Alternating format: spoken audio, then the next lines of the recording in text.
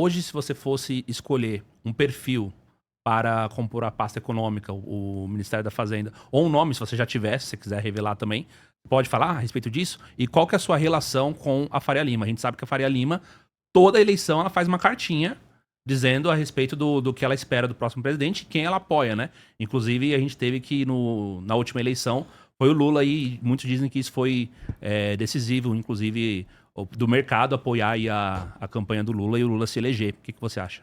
Que não dá para colocar vendedores de Banco Master. A Faria Lima também quer dar muitos pitacos, mas andava vendendo o Banco Master até ontem.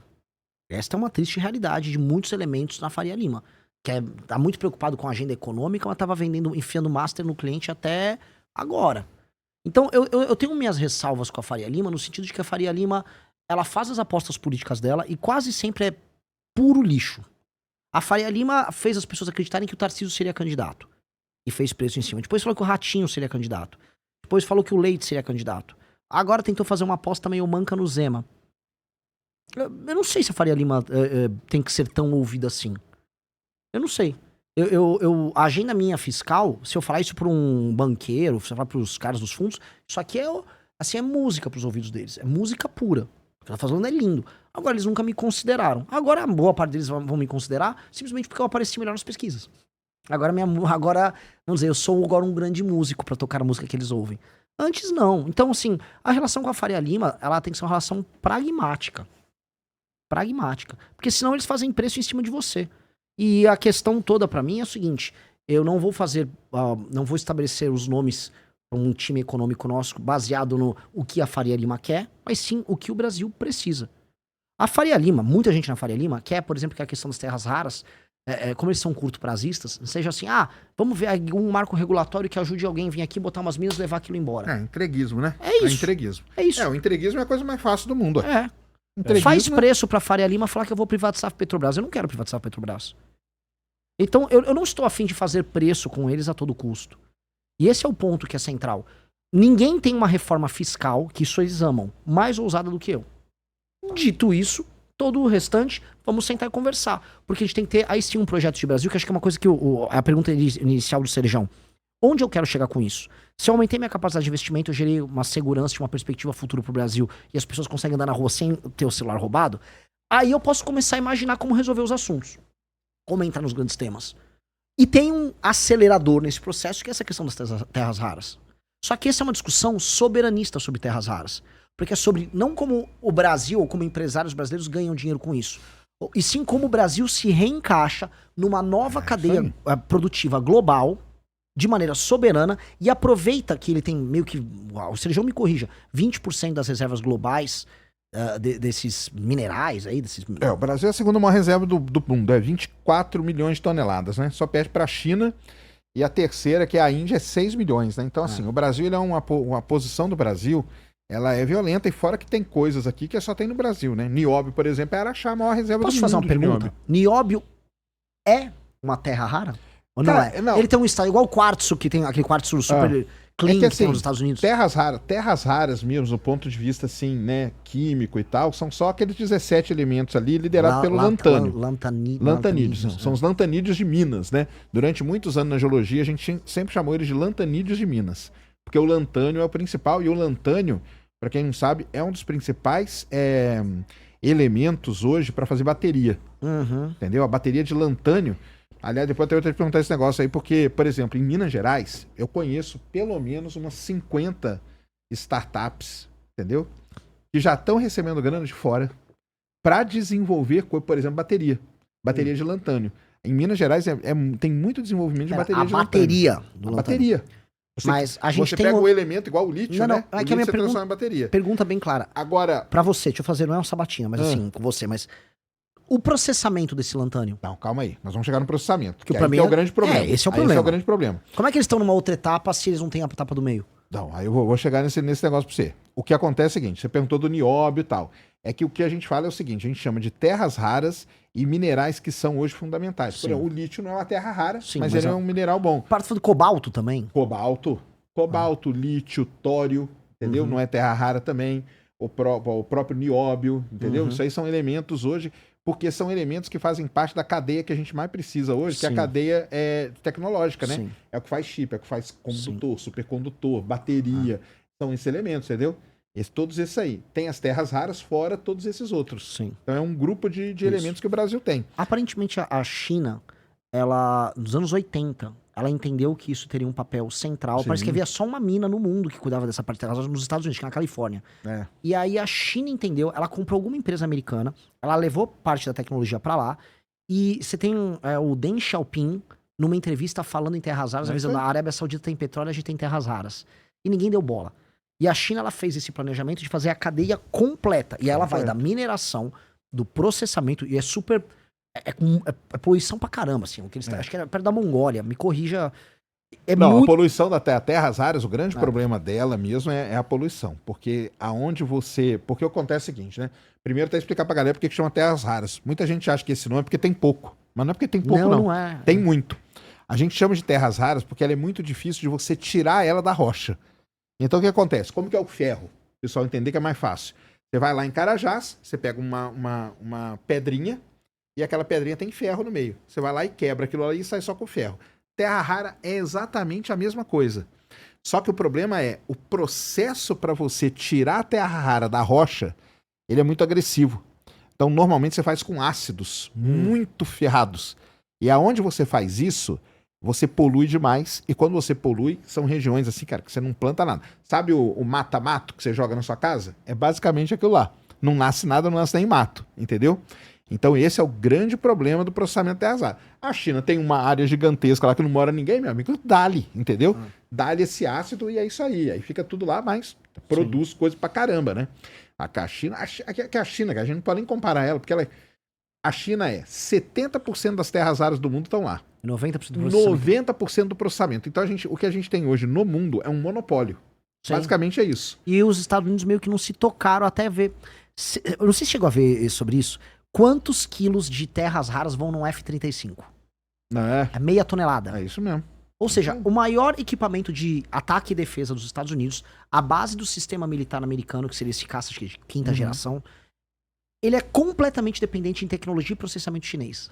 É isso. E eles não se tocaram. Como é que eles não se tocaram? Porque a gente não tá falando só do imãzinho que vai no celular. Não, mas eles se tocaram. Não. O problema é que quando começou essa guerra tarifária aí do Trump, é aí que ele se ferrou. Porque a China falou assim, não vendo mais terra rara pra você. Ele falou, mas o problema, assim, já no governo do Obama, eles já estavam falando em começar a rever isso. E aquela mina que eu tava falando na Califórnia, ela tinha quebrado. Ela tinha ido à falência, porque tinha tanta fiscalização ambiental que fecharam a mina. Aí eles começaram, acho que já na gestão do Obama, acho que isso não vai dar bom. E agora, na questão do Trump, a China, você quer brincar? Irmão, você quer brincar mesmo? E aí eles entraram em pânico. E aí que entra o Brasil nesse cenário. Exatamente. O Brasil entrou num jogo. Só que assim, se nós tivermos uma boa liderança, uma boa presidência, a.k.a.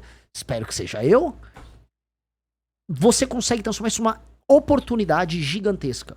Porque tem uma coisa que eu vejo igual na questão da inteligência artificial. Uma coisa é a inteligência, sei lá, fazer um caça F-35, desenvolver ele da prancheta até a concepção final e entregar ele com uma fábrica funcional com um preço viável, vamos colocar aí. Uma coisa é fazer o cloud, é fazer o chat GPT. Tô falando de duas indústrias diferentes. O Brasil não vai ter condição de fazer isso agora e nem nos próximos 10, 20, provavelmente 30 anos. Que a gente entenda onde a gente tá. Agora, por uma questão magnífica do destino, a boa parte da base de infraestrutura que você precisa para essas duas coisas, uma de data center e a outra tá aqui, para o processamento arrasado, a gente consegue fazer isso aqui. Isso nos dá uma posição geopolítica poderosíssima de ser uma base de infraestrutura para eles nos encaixarem nessa cadeia, e dado que eles são dependentes da gente, eles fazerem transferência de tecnologia, trazer parte da produção, e aí a gente acelerar na cadeia global de produção, saindo lá de baixo, numa posição humilhante que a gente tá, no mínimo pra meiuca. O Brasil sair nessas cadeias desculpa o termo aqui, cocô do cavalo do bandido, pra ir pra meiuca, pro meio, é um avanço civilizacional nosso sem precedentes. Sim. E essa é uma chance colossal que nós temos. Não, essa é a chance. Agora, o problema é o seguinte, né? Quem vai assumir aí, você espera que seja você e tal, mas o lance é o seguinte, quem vai assumir, o que o Lula vai fazer até lá? Porque ele já tá entregando, ou não? Como que tá o entrega? Porque o Lula, ele vai pelo lado mais fácil. O lado mais fácil qual é? Entrega, meu amigo. Entendeu? É o entreguismo. Eu não sei em que pé que tá lá a venda da Serra Verde lá, mas parece que tá no STF ainda, né? Sim. A Serra Verde, que eles foram comprar a maior mina de terra rara lá de Goiás, né? Mas eu acho que o STF barrou. Sim, tá com embargo judicial. Tá com embargo ainda. Com uma ação. Então, mas porque se vende... Cara, aí acabou, né? Porque aí você já entregou. Aí como que... Por exemplo, vamos supor que o Lula vai lá e entrega. Eu não acho que isso foi uma entrega do Lula. Eu não acho que foi uma entrega específica do Lula. O Lula foi colocado... O Trump botou o Lula pra sentar numa cadeirinha. Isso ainda no ano passado, quando eles estavam discutindo Venezuela, tarifas... Magnitsky. A lei do Magnitsky. O ponto dela é isso aí, meu. Ali que começou, o Lula começou a ceder ali na questão das terras raras. E ali o Trump obrigou basicamente o Lula a tirar qualquer perspectiva da China a atuar nesse setor aqui. A China naturalmente viu o Brasil como um fornecedor de terra rara e ele avisava assim, deixa eu minerar aqui, Lulinha, e manda lá que eu processo lá na China. Porque, se eu não me engano, também me corrija, a Austrália tem mineração de terra rara, só que o processamento ela faz na China. Porque a China é o mais competitiva, as leis ambientais não existem. É a mesma coisa do petróleo. É igual o petróleo pesado, que a gente pega, vende o petróleo para refinar lá fora e compra ele depois refinado. Basicamente a mesma coisa. Isso aí até que nem tem muito problema. Mas o lance tinha que ter o processamento aqui. É óbvio. Tinha que ter o processamento aqui. O meu medo qual é? Quando a gente fala de uma indústria pesadíssima, que é dessa aí, nós brasileiros aqui, que vivemos aí, todos petrolão e tal, a gente sabe na mão de quais empresas que isso vai cair. A gente sabe na mão de quais empresas que vai cair. Infelizmente. São 4 ou 5 empresas que podem fazer Sejam, isso. Assim, sendo bem sincero, houve agora, alguns anos atrás, houve uma suposta, todo mundo comemorou a privatização da Eletrobras e alguns marcos que regularam a área de termoelétrica. Você vai ver quem são os donos das termoelétricas. Sendo bem sincero, tem um parente do Kassab que tem uma termoelétrica lá na região sul. Lá no Maranhão tem termoelétrica e tal, também com parente de político. O Centrão ficou dono da geração de boa parte da energia, especialmente com termoelétrica no Brasil. Terras raras, quem está em cima disso é o Centrão e alguns bancos, alguns bancões brasileiros de investimento, que porque quando eu falo as empresas, a gente sabe. As empresas brasileiras que têm capacidade de fazer isso, a gente sabe. É Queiroz Galvão, Odebrecht, Camargo Correia, porque são as empresas de coisa pesada. Pera, eu não tô nem chegando nesse cara ainda, tô chegando um pouco antes. Porque como que a gente vai... O meu problema todo é... Não, beleza, vamos fazer aqui então, vamos processar a terra rara aqui. Quem que vai processar? Vai ser difícil.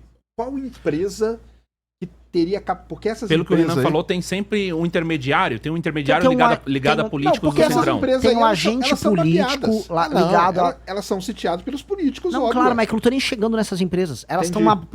Tem bancos e fundos de investimento que também contam com dinheiro e participação gringa, e tem o político do Centrão. Tinha um marco regulatório passando sobre terras raras no Congresso, e houve um lobby para diminuir a necessidade de contrapartida em investimento técnico aqui, desse lobby, porque o que os caras querem é tirar a terra rara, vender e faturar. É isso que eles querem. É isso, eles não ligam na criação de uma cadeia. Por isso que esse tema tem que chegar um presidente da República e falar, acabou, parou, eu vou interditar essa discussão agora. E nós temos que ter um marco regulatório e a gente tem que se posicionar geopoliticamente. Porque isso aqui é sobre relação geopolítica. Os Estados Unidos têm que entender. Meu amigo, você tem que fazer um F-35 com terra rara, com os ímãs e tal, extraídos daqui do Brasil, ok? E dito isso, uma parte da produção, a extração, o processamento, vai demorar anos pra ter esse processamento em escala, não é que é fácil. É tipo 10 anos pra montar. Por isso que o que eu falo, né, com o pessoal, que é o seguinte, né? Que o pessoal até pegou, né? Eu falando e o Renan respondendo. O pessoal montou. Vamos sair. Porque é o seguinte, o negócio de terras raras, você tem que ter um planejamento de curto, de médio e de longo prazo. Então tem várias coisas que você pode fazer nesse período aí. Eu falo pra todo mundo, o exemplo maior que eu dou, eu não gosto de dar exemplo nenhum de país que é fora da nossa realidade. Eu dou o exemplo do Vietnã. Eu também. Adoro falar do Vietnã. Porque o Vietnã é um país ferrado, um país que foi destruído pela guerra, e eles têm um planejamento de curto, médio e longo prazo para terras raras dele. Entendeu? Eles sabem o que eles vão fazer daqui 2 anos, daqui 5, daqui 10. É isso mesmo. Então, o negócio é o seguinte, óbvio que o mais fácil é o quê? Cara, vende tudo isso aí, entrega essa porcaria aí, eu não quero nem saber disso aí. Que é o histórico brasileiro. O histórico brasileiro é esse, entendeu? Mas aí, como que a gente nesse ponto, a gente nunca senta, o que eu brinco com o pessoal é o seguinte, né? Quem tem criança em casa e tem Natal, senta os adultos e aí você pega e dá um prato de macarrão pras crianças ali na mesa de Exatamente. criança. Tem a mesa das crianças. O Brasil, ele tá sempre na mesinha das crianças ali, entendeu? Ah, Brasil, tem terra rara aí? Tá aqui, ó, cara, ó, toma essa grana aqui, ó, e fica quietinho aí na mesinha das crianças, cara, não enche nosso saco não, entendeu? E o lance é esse, entendeu? É isso. E a criança depois diz, amanhã, eu tô jogando futebol, olha eu lá jogando na Copa. É isso mesmo. E ainda perde. É isso. Qual que tem? Calabresa, mussarela, atum com queijo. Frango. Franguinho. Então o lance, cara, esse que é a parada, entendeu? Como tirar, pra mim é isso também. E como tirar da mão dessas empresas que a gente sabe que se elas estiverem aí, são empresas que já são sitiadas pelos partidos, boa parte é do Centrão mesmo, a gente sabe disso, entendeu? Você tá falando que vai ter corrupção igual teve... Cara, imagina, vão ser projetos, cara, que você não sabe nem escrever o número de tanta grana que vai ser. O Sérgio, ele viveu o escândalo do Petrolão, Não, né? eu tava dentro da Petrobras, velho. O escândalo do Petrolão. Eu estava dentro da Petrobras o dia que foram atrás do Cerveró. Conheci o Cerveró pra caramba, eu trabalhava com ele na Internacional. E o maior escândalo lá, que é a Abreu e Lima, né? Abreu e Lima. O Sérgio tava lá também. Bastante também. Então o lance é o seguinte, cara. Pra mim é como tirar da mão desses caras aí. Entendeu? Por exemplo, tá lá, não, vamos fazer aqui e tal. Como que nós vamos fazer? Como que nós vamos tirar da mão dessas empresas que a gente sabe qual é o final da história? Entendeu? Esse pra mim que é um dos grandes dramas que a gente tem. Tomo Coca Zero. Olha que pizza gostosa, viu? Eu tô bem feliz com a pizza. Aí sim. Eu tinha comido. Maravilhosa. Bom, basicamente, Sérgio, você está descrevendo o nosso capítulo sobre terras raras do Livro Amarelo. A gente tá falando então um plano de investimento de 20 bilhões. 10 bilhões via BNDES, e entendimento geopolítico de entender com quem nós vamos montar essa cadeia. Não será com a China, porque a China já tem a cadeia dela. E a China, se reeleger o Lula, a China vai querer ver o Brasil subalterno à cadeia dela, exportando no máximo aquele composto que não tem, acho que não tem a separação, né, das terras. Sim, é o óxido, né, que é o do meio ali. O Trump já avisou que mesmo se o Lula ganhar, não vai acontecer, que aqui é a zona de interesse americano. E aí, se o Lula não coopera, o Trump vai simplesmente falar, vou botar umas empresas aí, bota teus parceiros políticos pra ganhar uma grana e manda isso pra cá. E pode anotar, vocês vão ver Joesley Batista, que não tem nada a ver com isso, sendo um dos agentes mais importantes nessa área. É o Joesley. O Joesley é um dos maiores, vamos dizer, prospectores de terras raras que tem no Brasil. Qual é a função do Brasil nesse jogo? E aí eu tô botando pra roda aqui pra todo mundo discutir, porque esse tema é central. O Brasil depende muito da China. Dito isso, essa questão das terras raras são uma das grandes oportunidades da gente dar um salto civilizacional. Os Estados Unidos estão dependendo da gente, não só eles. O Japão depende muito. Sim. Quer outro que depende? Taiwan, pros chips. Índia depende, mesmo que ela também tenha terras raras. E ela tem tecnologia de processamento, não completa, mas tem. E Canadá, etc. Nós temos assim, existe uma cadeia paralela da China para você criar uma indústria deste século que vai, em grande medida, depender do Brasil. Logo, o que nós temos que colocar na mesa é o papel do Brasil é de protagonista nessa cadeia. Isso. Para fazer todos esses investimentos pra gente começar, da mineração ao processamento, eu acho que seria coisa de 10 anos, é isso que a gente conversou com o time. Coisa de 10 anos para você fazer isso, é investimento, seriedade, várias empresas para essas áreas e investimento aqui no Brasil em formação de capital humano, para a gente poder ter nossa própria tecnologia, por exemplo, de processamento limpo em algumas áreas. Me falaram, depois o pessoal dá um Google, tem uma iniciativa que chama Magbras, que eles já estavam fazendo tecnologia de processamento para alguns desses são magnéticos, não sei se é disprósio, neodímio. Então eles já estavam conseguindo, aqui no Brasil, a gente tem que desenvolver isso virar startups, e aí essas empresas têm, vamos dizer, contratos garantidos com as mineradoras, que sejam as gringas até, que venham se instalar aqui, para isso financiar o surgimento de uma cadeia brasileira, com tecnologia brasileira nisso. E, paralelamente, o ímã sendo feito aqui, aí exigir como contrapartida as fábricas de bateria aqui. Só que, o Sérgio, pelo amor de Deus, isso aqui não é uma área minha, eu tô só falando com quem eu conversei. Tem 3 propriedades especiais aí, terras raras. Um é a magnética, um é de catalítico, que eu realmente não sei. Isso. E a outra é processos. de luminescência, Sim. Tem outras, térmica também. Então, por exemplo, o pessoal não sabe, mas pra você fazer um alto forno, pra você derreter o ferro pra virar aço, você tem que pôr terra rara naquele alto forno, porque ele faz com que a temperatura de derretimento do forno vá para tipo 8.000 graus, ou seja, ele não vai ser derretido.